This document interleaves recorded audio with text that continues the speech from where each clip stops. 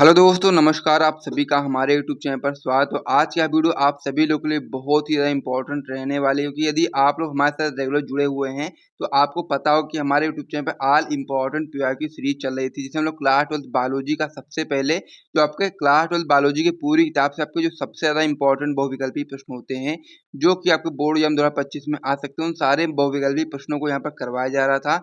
जिसमें अभी तक हम लोगों ने लेक्चर नंबर 3 तो देख लिया था। आज के वीडियो पर लेक्चर नंबर 4 होने वाला है, जिसमें हम लोग आगे के महत्वपूर्ण बहुविकल्पी प्रश्नों को करने वाले हैं। और यदि हम लोग क्लास 12 पूरी बायोलॉजी की बात करेंगे तो उसमें आपके लगभग 80 से 85 महत्वपूर्ण बहुविकल्पी प्रश्न होते हैं। और यदि आप लोगों ने सारे प्रश्नों को अच्छे तरह तैयार कर लिया तो आपको अपनी क्लास 12 की बायोलॉजी में इन्हीं में से बहुविकल्पी प्रश्न देखने को मिलेंगे। और जैसे ही हमारी ये बहुविकल्पी प्रश्न की सीरीज समाप्त हो जाएगी, उसके बाद में फिर हम लोग क्लास 12 बायोलॉजी की पूरी किताब से आपके जो महत्वपूर्ण अति लघु उत्तरीय प्रश्न होते हैं, जो कि आपके बोर्ड एग्जाम में आ सकते हैं, जो आपके महत्वपूर्ण लघु उत्तरीय होते हैं, जो आपके महत्वपूर्ण दीर्घ उत्तरीय होते हैं, सभी प्रश्नों का हम लोग लेकर के आएंगे उस सीरीज को भी। वहां पर हम लोग हर एक प्रश्न को करेंगे और साथ ही में उसका सोल्यूशन भी करने वाले हैं।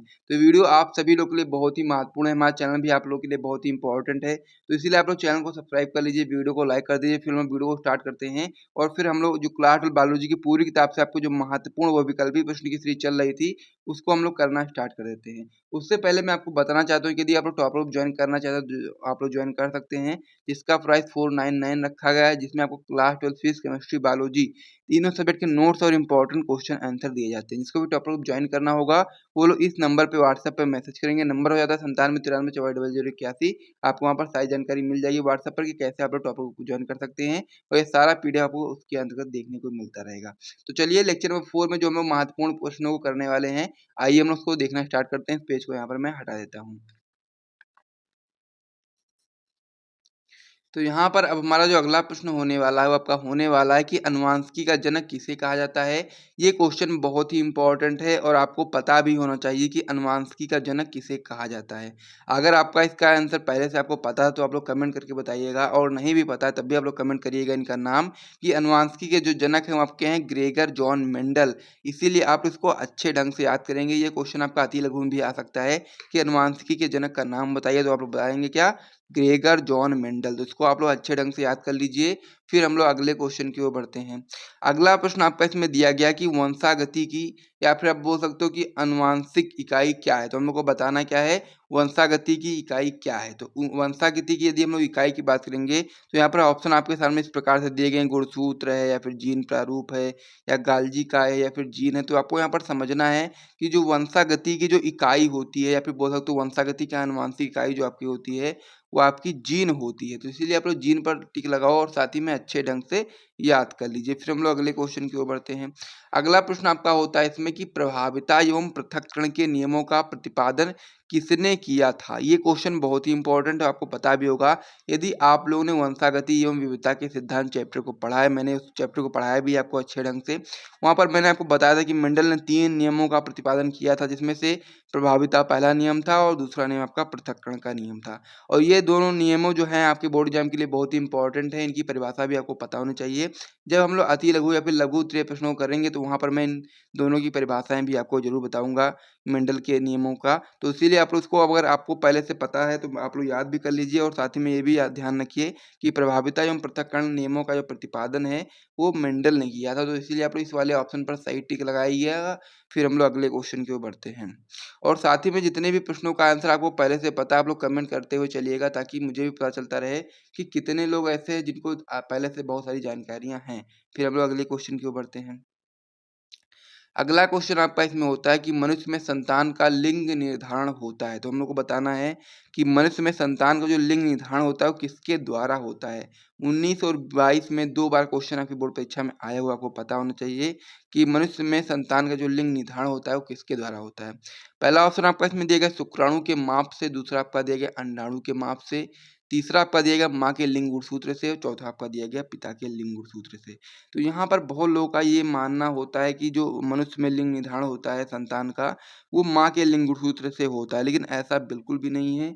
जो मनुष्य में संतान का जो लिंग निर्धारण होता है वो पिता के लिंग गुणसूत्र से होता है। और इसको आप लोग ध्यान रखेंगे अच्छे तरीके से कि संतान का लिंग निर्धारण पिता के लिंग गुणसूत्र से होता है, यानी कि जो संतान होगी वो नर होगी या मादा होगी, इसका निर्धारण कौन करेगा, पिता के लिंग गुणसूत्र करेंगे। ये चीज़ आपको यहाँ पर याद रखना है कि लड़की पैदा होगी या लड़का पैदा होगा, उसका निर्धारण आपके जो पिता होंगे उसके लिंग गुणसूत्र पर निर्भर करेगा कि उससे क्या चीज़ें होंगी, ठीक है? तो इस प्रकार से इस वाले ऑप्शन पर सही टिक लगाइए, फिर हम लोग अगले क्वेश्चन की ओर बढ़ते हैं। अगला प्रश्न भी बहुत ही इम्पोर्टेंट है, जो कि आपका है क्रोमोसोमीय, जिसे हम लोग हिंदी में बोलते हैं गुणसूत्रीय। तो हम लोग को यहाँ पर क्रोमोसोमीय या फिर हिंदी में बोल सकते हो आप लोग गुणसूत्रीय विकार का उदाहरण बताना है। इस प्रकार से आपके ऑप्शन दिए गए टर्नर सिंड्रोम, वर्णांधता, हीमोफीलिया, अरक्तता। तो इसमें से सही आंसर आपको बताना है कि क्रोमोसोमीय विकार का उदाहरण क्या है। तो यहाँ पर जो सही आंसर होता है आपका होता है क्या? Turner syndrome. इसको आप लोग अच्छे ढंग से याद करेंगे कि गुणसूत्रीय विकार का उदाहरण आपका होता है टर्नर सिंड्रोम। इस पर आप लोग टिक लगाइएगा, अच्छे ढंग से याद करिएगा। फिर हम लोग अगले क्वेश्चन की ओर बढ़ते हैं। अगला प्रश्न आपका इसमें दिया गया है, मंगोली जड़ता किसके कारण होती है? ये भी बहुत ही इंपॉर्टेंट प्रश्न है। इसमें आपको पता होना चाहिए कि मंगोली जड़ता आखिर किसकी वजह से होती है। पहला ऑप्शन आपका इसमें दिया गया है लिंग गुणसूत्रों की एकल सूत्रता। दूसरा ऑप्शन आपका दिया गया है 21वीं जोड़ी गुणसूत्रों की एकाधिक सूत्रता। तीसरा ऑप्शन आपका दिया गया है 21वीं जोड़ी गुणसूत्र की एकल सूत्रता। और चौथा ऑप्शन आपका दिया गया है लिंग गुणसूत्रों की एकाधिक सूत्रता। तो यहाँ पर जैसा कि आप लोग जानते हैं, मैंने टिक भी लगाया हुआ पहले से कि किसी जोड़ी गुणसूत्रों की एकाधिक सूत्रता ये आपका सही आंसर होता है। लेकिन कैसे होता है ये इसको भी समझ लेते हैं। जैसे कि आप लोग जानते हैं कि जो आपका एक जोड़ी होता है गुणसूत्र, उसमें आपके दो यहाँ पर होते हैं, ठीक है? एक जोड़ी मतलब इसमें दो होते हैं। तो यहाँ पर क्या है, किसी जोड़ी गुणसूत्र में भी आपके दो होने चाहिए, ठीक? दो होने चाहिए, एक और दो, दो होने चाहिए यहाँ पर। लेकिन जब वहाँ पर दो के बजाय तीन हो जाए, यानी कि दो होना चाहिए एक जोड़ी में, और 21वीं जोड़ी गुणसूत्र जो आपका होता है उसमें दो के बजाय तीन गुणसूत्र हो जाएंगे, तो वो क्या हो जाएगा आपका एकाधिक सूत्रता हो जाएगा। और जब ऐसी कंडीशन आएगी कि किसी जोड़ी गुणसूत्र दो के बजाय तीन हो जाएगा, तो उससे क्या होगा कि जो संतान होगी उसमें मंगोली जड़ता नाम का रोग उत्पन्न हो जाएगा, जिसमें उसका जो चेहरा होगा कह सकते हैं कि फूला-फूला हो जाएगा, साथ ही में नाखून वगैरह खुरदरे-उरदरे इस प्रकार से होंगे। और बहुत ही कम लाइफ होती है, बहुत ज़्यादा दिन तक ये जिंदा नहीं रहते हैं, बहुत ही शीघ्रता से मान के चलो 15 या 20 साल में उनकी मृत्यु हो जाती है। तो इसीलिए मंगोली जड़ता रोग किस कारण होता है, मैंने आपको बता दिया कि 21वीं जोड़ी जो गुणसूत्र होता है उसमें दो गुणसूत्र होने चाहिए, लेकिन वहाँ पर जब दो के बजाय तीन हो जाएगा, तो फिर आपका मंगोली जड़ता रोग बन जाएगा, जो कि व्यक्ति के लिए बहुत ही हानिकारक आप लोग बोल सकते हो। इसमें ज़्यादा समय तक वो व्यक्ति जीवित नहीं रह पाता है। तो इस प्रकार से इस प्रश्न को भी नोट कर लीजिए, फिर हम लोग अगले क्वेश्चन की ओर बढ़ते हैं। इस पेज को यहाँ पर मैं हटा देता हूँ। अगला प्रश्न आपका इसमें दिया गया है कि किसने पुष्टि की कि डीएनए एक आपका आनुवांशिक पदार्थ है। ये भी क्वेश्चन बहुत ही इंपॉर्टेंट है कि किसने इस बात का खंड कह सकते हैं कि इस बात को पुष्ट किया, या कह सकते हैं कि किसने इस बात का मतलब खोज की कि जो डीएनए है वो आपका एक आनुवांशिक पदार्थ है। तो ये क्वेश्चन आपके लिए इंपॉर्टेंट है, और यहाँ पर आपको याद रखना है कि अल्फ्रेड हर्शे व मार्था चेज ने मिल करके इस बात की पुष्टि की कि जो आपका डीएनए होता है वही आपका एक आनुवांशिक पदार्थ है, जो कि आपका एक पीढ़ी के लक्षणों को दूसरी पीढ़ी में ले जाने का कार्य करता है। तो इस प्रकार से ये चीज़ आपको यहाँ पर अच्छे ढंग से याद करनी है कि अल्फ्रेड हर्शे व मार्था चेज ने इस बात की पुष्टि करी थी कि डीएनए ही आपका एक आनुवंशिक पदार्थ है। हालांकि 19वीं शताब्दी से पहले के लोग मानते थे कि जो आपका प्रोटीन होता है वो आपका आनुवंशिक पदार्थ है, लेकिन फिर अल्फ्रेड हर्शे व मार्था चेज ने इस बात का पुष्ट किया कि डीएनए ही आपका एक आनुवंशिक पदार्थ है, और फिर हम लोग ये चीज़ जान पाए। तो चलिए अब हम लोग इस क्वेश्चन को भी नोट कर लीजिए आप लोग, फिर अगले क्वेश्चन की ओर बढ़ते हैं।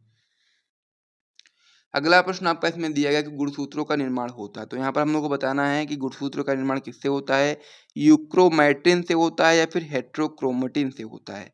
तो यहाँ पर आपको याद रखना है कि जो गुणसूत्रों का निर्माण होता है वह यूक्रोमैटिन से भी होता है, हेट्रोक्रोमेटिन से भी होता है। तो इसीलिए आप लोग दोनों ए व बी पर सही टिक लगाएंगे, और यहाँ पर याद रखेंगे कि गुणसूत्रों का निर्माण यूक्रोमैटिन से भी होता है, हेट्रोमैटिन से भी होता है। इसे नोट कर लीजिए, फिर हम लोग अगले क्वेश्चन की ओर बढ़ते हैं।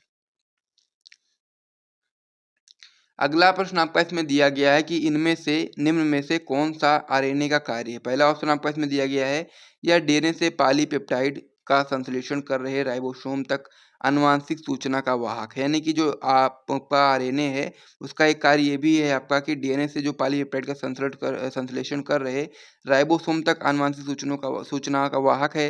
दूसरा ऑप्शन आपका इसमें है कि यह राइबोसोम तक अमीनो अम्ल का वाहक है, ये भी आपका सही है। तीसरा ऑप्शन आपका है कि यह राइबोसोम का संरचनात्मक घटक है, ये भी आपका सही है। तो यहाँ पर तीनों कार्य जो हैं वो आपके आरएनए के हैं, तो इसीलिए आप बता सकते हैं कि उपरोक्त सभी यानी कि तीनों कार्य आपके आरएनए के हैं। तो इसीलिए आप लोग ऑप्शन नंबर डी पर सही टिक लगा लेंगे, फिर हम लोग अगले क्वेश्चन की ओर बढ़ेंगे। अगला प्रश्न आपका इसमें हो जाता है कि डीएनए और आरएनए में समानता हम लोग को बताना है। वैसे ये क्वेश्चन आपका जब लघु उत्तरीय में आएगा तो वहाँ पर पूछेगा कि डीएनए और आरएनए में अंतर बताइए, क्योंकि बहुत ही महत्वपूर्ण प्रश्न है। 3 नंबर या 2 नंबर में क्वेश्चन ज़रूर आएगा कि डीएनए और आरएनए में अंतर बताइए, तो उसे भी आप लोग तैयार मैं करवाऊँगा आपको, जब लघु उत्तरीय का टॉपिक मैं स्टार्ट करूँगा, ठीक है? तो यहाँ पर डीएनए और आरएनए में हम लोग को समानता बताना है कि इन दोनों में क्या समानताएँ हैं। पहला ऑप्शन आपका इसमें दिया गया है, दोनों न्यूक्लियोटाइड की पॉलीमर श्रृंखलाएँ, दूसरा आपका दिया गया है दोनों में एक समान शर्करा पाई जाती है, तीसरा आपका दिया गया है दोनों एक समान पिरिमिडीन से युक्त होते हैं, चौथा आपका दिया गया है दोनों एकल पॉलीन्यूक्लियोटाइड श्रृंखलाओं के रूप में होते हैं। तो यहाँ पर जो याद करने वाली चीज़ है कि जो डीएनए और आरएनए में जो समानता होती है, वो यही होती है कि दोनों न्यूक्लियोटाइड की पॉलीमर श्रृंखलाएँ हैं। तो इसीलिए आप लोग पहले वाले ऑप्शन पर सही टिक लगा लीजिए, और साथ ही में यदि आपको यहाँ तक वीडियो पसंद आया तो वीडियो को जरूर लाइक करिए, चैनल को भी सब्सक्राइब करिए। और फिर वीडियो को हम लोग समाप्त करते हैं। लेक्चर नंबर 4 में हम लोग को यहीं तक पढ़ना था, फिर हम लोग लेक्चर नंबर 5 में मिलेंगे और भी प्रश्नों के साथ में। मैं यहाँ पर आपको 10 से 12 क्वेश्चन डेली बताता हूँ, ताकि आप लोग डेली बेसिस पे इसे तैयार करते हो चलो, और अपने बोर्ड एग्जाम की तैयारी आप लोग अच्छे ढंग से करते हो चलो। और यहाँ पर हम लोग को 80 से 85 प्रश्न करने हैं, तो मैं आपको यहाँ पर बता सकता हूँ कि यहाँ पर आपका 4 लेक्चर कंप्लीट हो चुके हैं, 4 ही लेक्चर और आएंगे और ये आपका पूरा टॉपिक क्लियर हो जाएगा। और क्लास 12 बायोलॉजी की पूरी किताब में जितने भी आपके बहुविकल्पी प्रश्न होते हैं महत्वपूर्ण, जो कि आपके बोर्ड एग्जाम 2025 में आ सकते हैं, वो सारे के सारे तैयार हो जाएंगे। तो इसीलिए वीडियो को लाइक करो, चैनल को सब्सक्राइब करो। मिलते हैं वीडियो में, तब तक के लिए जय हिंद।